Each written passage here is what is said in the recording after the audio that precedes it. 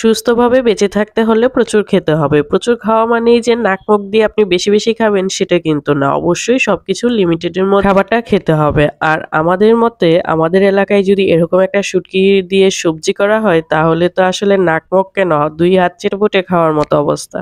Flashback. Hello everyone, আসসালামু আলাইকুম। আশা করি সবাই ভালো আছেন। আলহামদুলিল্লাহ আমিও আপনাদের দোয়ায় ভালো আছি। কথায় আছে নরসিংদীর মানুষ একদম ভোজন রসিক আর তারা নাকি নিত্য নতুন খাবার খেতেই বেশি ভালোবাসে। আর নরসিংদীর মানুষের অন্যতম খাবার হচ্ছে শুটকি। শুটকিটা তারা অনেক বেশি পছন্দ করে। আবার অনেকেই আছে শুটকি পছন্দ করে না। তো যারা কিনা শুটকি পছন্দ করেন না তারা কিন্তু এই ভিডিওটা অবশ্যই দেখবেন না। যদিও চোখের সামনে চলে আসে ভিডিওগুলো, এত মজার মজার খাবারগুলো চলে তো আসবেই, তাহলে কিন্তু অবশ্যই বাজে কোনো কমেন্ট করা যাবে না। এই সবজিগুলো আমি শুটকি দিয়ে রান্না করব। আর এখানে কি কি সবজি আছে সেটাই আপনাদেরকে বলছি। এখানে সবজি আছে কাঁকরোল, বেগুন, আলু, শিম, মূলা আর হচ্ছে কাঁচা টমেটো। কাঁচা টমেটোটা আমি এগুলা সিদ্ধ হওয়ার মাঝখানে দিব, মানে কাঁচা টমেটোটা আগে দিলে একটু টক টক থাকে, সেজন্য সবগুলো সবজি একসাথে ভালোভাবে সিদ্ধ হবে না। তারপরে সবজির মধ্যে আমি একটু পানি দিয়ে দিলাম হচ্ছে হলুদ, মরিচ আর হচ্ছে ধনিয়ার গুঁড়া দিয়ে আমি চুলায় বসিয়ে দিলাম সিদ্ধ হতে। যতক্ষণ এটা সিদ্ধ হবে ততক্ষণে আমি এদিকে কাঁচা মরিচ একটু থেতলিয়ে নিব, তার মধ্যে পেঁয়াজ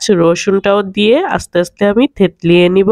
নরসিংদীর ভাষায় এটাকে বলে ছেঁচা দেওয়া, মানে পেঁয়াজ রসুন কাঁচামরিচ ছেঁচা দেওয়া, সেইটাই দিচ্ছি। তারপরে যখন ছেঁচা হয়ে যাবে তখন এটা আমি এক পাশে রেখে দিব। শুটকিটা আমার বরাবরই অনেক বেশি পছন্দ, কেন জানি আমি ছোট থেকে অনেক বেশি পছন্দ করি শুটকিটা। আর এই যে শুটকিগুলো আমি ধুয়ে ভিজিয়ে রেখেছি। আমি সবসময় শুটকি কিনে সেটা আমি ফ্রিজে সংরক্ষণ করে রাখি, তাহলে আর পোকা ধরে না। আর বাইরে থাকলে তাড়াতাড়ি নষ্ট হয়ে যায়, পোকা ধরে ফেলে। চাইলে আপনারাও নরমাল ফ্রিজে শুটকিটা সংরক্ষণ করে রাখতে পারবেন ৫ থেকে ৬ মাসের জন্য।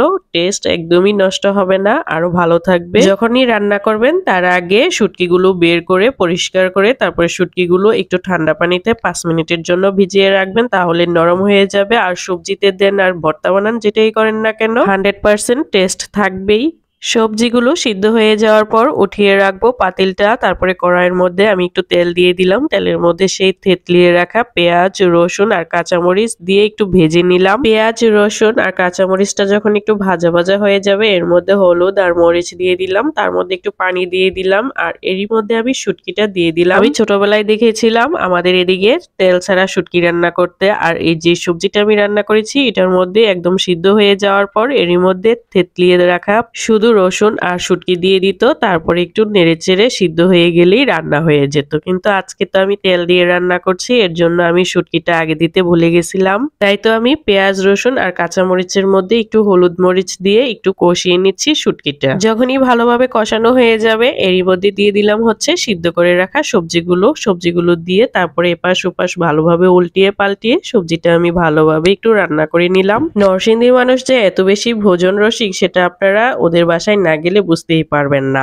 আর এই সবজি রান্নাটা দেখে কি মনে হচ্ছে, আমার তো মনে হয় অনেকেরই এই খাবারটা ভীষণ পছন্দের। আবার অনেকেই হয়তো বা বলবেন এই খাবার আমরা খাই না। আসলে যাদের পছন্দ তারা কিন্তু মনে মনে ভাবছে গরম ভাতের সাথে এই সবজিটা দিয়ে ভাত চেটেপুটে খাওয়ার মতো একটা অবস্থা হবে। তাই তো সবাই বলে নরসিংদীর মানুষ অনেক বেশি শুটকি প্রিয়। সত্যি তাই, নরসিংদীর মানুষ শুটকি এত মজা করে খায়, আমার মনে হয় না অন্যান্য অঞ্চলের মানুষজন এত মজা করে শুটকি খেতে পারে। আমার এই ভিডিওটা কে কোথা থেকে দেখছেন অবশ্যই কমেন্টে জানাবেন। আমার এই রেসিপিটি যদি ভালো লেগে থাকে অবশ্যই লাইক কমেন্ট শেয়ার করতে একদমই ভুলবেন না। কথা হবে নতুন কোনো রেসিপি নতুন কোনো ভিডিওতে। সে পর্যন্ত সবাই ভালো থাকবেন। আল্লাহ হাফেজ।